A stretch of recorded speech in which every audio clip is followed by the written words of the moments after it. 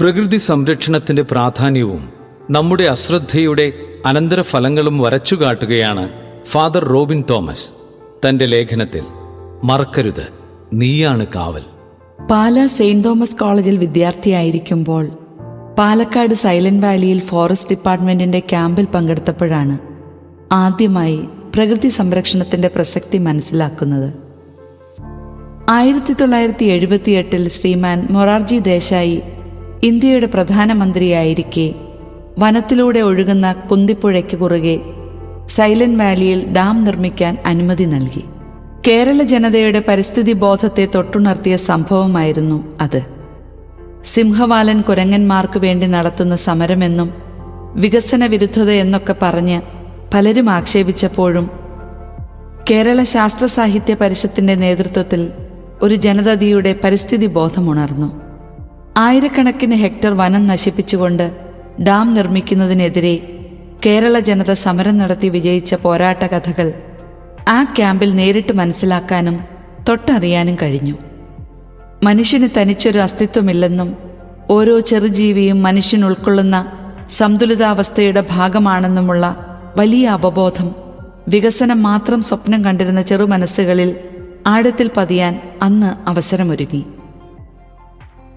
ഒരു ദേശത്തിന്റെ വികസനവും ജീവിത നിലവാരവും വിജ്ഞാനബോധവും രോഗപ്രതിരോധ ശേഷിയും സാമൂഹിക സാഹചര്യങ്ങളും എല്ലാം രൂപപ്പെടുത്തുന്നതിൽ പ്രകൃതി വിഭവങ്ങളുടെ പങ്ക് നിസ്സാരമല്ല. കഴിഞ്ഞ ഒരു 30 വർഷത്തിനിടയിൽ വർദ്ധിച്ചു വന്നിരിക്കുന്ന ജലക്ഷാമവും പ്രകൃതി ദുരന്തങ്ങളും സൂചിപ്പിക്കുന്നത് ദൈവത്തിന്റെ സ്വന്തം നാട് എന്നറിയപ്പെട്ടിരുന്ന കേരളം പ്രകൃതി സംരക്ഷണത്തിൽ പുറകോട്ടു പോയി എന്നതാണ്. ആഗോള താപനം എന്ന് പറഞ്ഞപ്പോൾ നാം വിചാരിച്ചത് ഇത് ആഫ്രിക്കയിലെ മണലാരണ്യത്തിലോ ഗ്രീൻലാൻഡിലെ മഞ്ഞുമലയിലോ സംഭവിക്കുന്ന ഒരു കാര്യമായിട്ടായിരുന്നു. എന്നാൽ പാലക്കാട് ജില്ലയിൽ 38 ഡിഗ്രി ചൂട് രേഖപ്പെടുത്തി കഴിഞ്ഞു. മരുഭൂമിയിൽ വളരുന്ന പല സസ്യങ്ങളും ജീവജാലങ്ങളും കണ്ടു തുടങ്ങിയിരിക്കുന്നു. നമ്മുടെ 44 നദികൾ അഴുക്കുചാലുകളായി, കൃഷിയിടങ്ങൾ കീടരഹിതമായി, ഗ്രാമങ്ങൾ നഗരവൽക്കരിക്കപ്പെട്ടു, രമണീയത മങ്ങി ടൂറിസം ചുവടുറപ്പിച്ചു, പട്ടണങ്ങൾ ജനവാസയോഗ്യമല്ലാതെ പുകക്കുഴലുകൾ കൊണ്ട് നിറഞ്ഞു.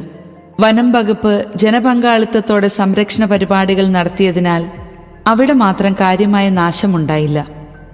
ആരുടെ വികസനത്തിന് വേണ്ടിയായിരുന്നു ഇതെല്ലാം? ഇതിലൂടെ ആരൊക്കെയാണ് നേട്ടം കൊയ്തത്? ഇന്ന് ജലം വിലയ്ക്ക് വാങ്ങേണ്ട വസ്തുവായി മാറി.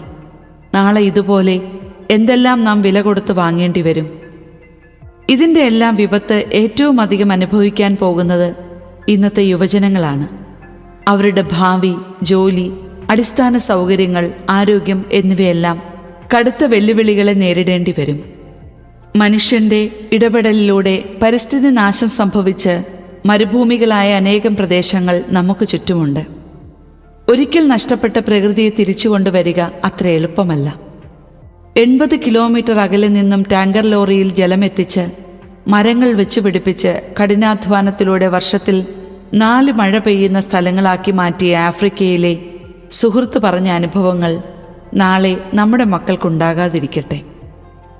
ഇന്ത്യയിൽ ഇന്ന് 29 പരിസ്ഥിതി ലോല പ്രദേശങ്ങളുണ്ട്. ഒരാൾ ഹൃദയ സംബന്ധമായ രോഗാവസ്ഥയുടെ ലക്ഷണങ്ങൾ കാണിക്കുമ്പോൾ ഭക്ഷണം നിയന്ത്രിക്കാനും ക്രമമായ വ്യായാമം നടത്താനും ഡോക്ടർ നിർദ്ദേശിക്കും. അത് അവഗണിച്ച് പഴയതിലും മോശമായാണ് ജീവിതശൈലിയെങ്കിൽ ഭാവിയിൽ പല വിധത്തിലുള്ള ആരോഗ്യ പ്രശ്നങ്ങളെ നേരിടേണ്ടി വരും. രോഗം നിർണയിക്കുന്നത് ഡോക്ടറാണെങ്കിൽ പരിസ്ഥിതിയുടെ ലോലത നിർണയിക്കുന്നത് ആഗോള മാനദണ്ഡങ്ങൾ വച്ച് അതിൽ പ്രാവീണ്യമുള്ള ശാസ്ത്രജ്ഞന്മാരാണ്. അവരുടെ നിർദ്ദേശങ്ങളെ കാറ്റിൽ പറത്തി നാം നടത്തുന്ന സുസ്ഥിരമല്ലാത്ത വികസന തന്ത്രങ്ങൾ വിപത്തിനെ കാരണമാകൂ. സത്യാവസ്ഥ മറച്ചുവെച്ചുള്ള പരിസ്ഥിതി പ്രവർത്തനവും പരിസ്ഥിതി വിരുദ്ധ സമീപനവും നാശത്തിൽ കൊണ്ടെത്തിക്കുമെന്നതിൽ സംശയമില്ല. അടുത്ത കാലത്ത് നടന്ന ലോകരാഷ്ട്രങ്ങളുടെ പരിസ്ഥിതി ഉച്ചകോടിക്ക് ആഗോള പ്രസക്തിയുള്ള തീരുമാനങ്ങൾ എടുക്കാൻ കഴിഞ്ഞില്ല. ഐക്യരാഷ്ട്രസഭ മുന്നോട്ട് വച്ച സഹസ്രാബ്ദ ലക്ഷ്യവും സുസ്ഥിര വികസനവും കാര്യക്ഷമമായിരുന്നില്ല എന്ന് അവരുടെ തന്നെ കണക്കുകൾ തെളിയിക്കുന്നു. കാര്യമായൊന്നും ചെയ്യാതെ അധികാരസ്ഥാനങ്ങളിൽ അള്ളിപ്പിടിച്ചിരിക്കുന്നവരാണ് ഇന്നിന്റെ വലിയ ശാപം. ഇവിടെയാണ് കത്തോലിക്ക സഭയുടെ പരിസ്ഥിതി സമീപനത്തിന്റെ പ്രസക്തി. കമ്പോള ചൂഷണത്തിന്റെ പരിണിത ഫലമായിട്ടാണ് ഫ്രാൻസിസ് പാപ്പ അങ്ങേക്ക് സ്തുതി എന്ന ചാക്രിക ലേഖനത്തിൽ പരിസ്ഥിതി പ്രശ്നങ്ങളെ അവതരിപ്പിക്കുന്നത്. സാമ്പത്തിക ലാഭനഷ്ടങ്ങളുടെ വെളിച്ചത്തിൽ സ്വതന്ത്ര വിപണിയിലൂടെ വികസന നയങ്ങൾക്ക് അനുയോജ്യമായ രാഷ്ട്രീയ സംവിധാനത്തിൽ സംരക്ഷിക്കപ്പെടാൻ കഴിയുന്ന ഒന്നല്ല പ്രകൃതി. അതിനാൽ നവമായ വ്യവസായ സംരംഭങ്ങൾ ആഗോളവൽക്കരണത്തിന്റെ ഇരകളായ അടിസ്ഥാന വർഗത്തെ ചൂഷണരഹിതമാക്കുന്ന വികസന മാതൃകകൾ, കർഷകർക്കും നിർധനർക്കും അനുയോജ്യമായ നയങ്ങൾ, സുതാര്യവും അഴിമതിരഹിതവും കാര്യക്ഷമവുമായ സംവിധാനങ്ങൾ എന്നിവയാണ് സഭ മുന്നോട്ട് വയ്ക്കുന്നത്. ഇനിയും ഒത്തിരി കാര്യങ്ങൾ ഈ വിഷയത്തിൽ പറയാനുണ്ട്. കാര്യത്തിന്റെ ഗൗരവം മനസ്സിലായി കാണും എന്ന് കരുതട്ടെ. പരിമിതികൾ മൂലം അവസാനിപ്പിക്കും മുമ്പ് യുവജനങ്ങളായ നമുക്ക് എന്തൊക്കെ ചെയ്യാനാകുമെന്ന് അക്കമിട്ട് പറയുകയാണ്. പരിസ്ഥിതി സ്വത്വം ആർജിച്ചെടുക്കാൻ ഈ വിഷയത്തെ സംബന്ധിച്ച കാലിക പ്രസക്തമായ അറിവുകൾ സമ്പാദിക്കുക. 2. ഗൗരവമേറിയ ഈ വിഷയം പരമാവധി ആളുകളിൽ എത്തിക്കുന്നതിന് പരിശ്രമിക്കുക. 3. ഞാൻ ജീവിക്കുന്ന ലോകം എൻ്റെ പൊതുഭവനമാണ് എന്ന അവബോധം വളർത്തുക. 4. നമ്മുടെ ശരീരത്തെ പരിപാലിക്കുന്ന ശുചിത്വത്തോടെയുള്ള പ്രകൃതിയെ സംരക്ഷിക്കുക. 5. വീണ്ടും ഉപയോഗിക്കാവുന്ന വസ്തുക്കൾ വാങ്ങുന്നതിന് മുൻഗണന കൊടുക്കുക. 6. മാലിന്യ സംസ്കാരം രൂപപ്പെടുത്തുക. 7.